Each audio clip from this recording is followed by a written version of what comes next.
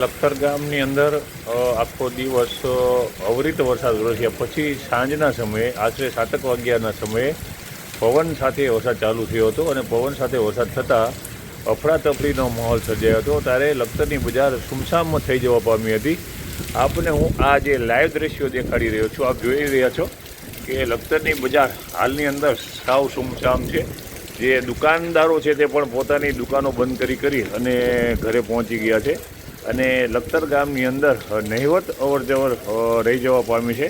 આપને આ જે દ્રશ્યો છે તે લાઈવ દ્રશ્યો છે અને હાલની અંદર એટલો બધો પવન ફૂંકાઈ રહ્યો છે કે તેની કોઈ સીમા નહીં અને તેના કારણે લખતરની અંદર જે લાઇટ છે તે પણ વારંવાર ગુલ થવાના બનાવો બની રહ્યા છે અને લાઇટ જતાં જતાં લોકો પણ મુશ્કેલીમાં મુકાઈ રહ્યા છે અને લખતરની બજારની અંદર કોઈપણ પ્રકારની અવર જવર નહિવત છે। મોટરસાઇકલ ચાલકો પણ ક્યારેક નીકળી રહ્યા હોય તેવો એક માહોલ હાલમાં જોવા મળી રહ્યો છે।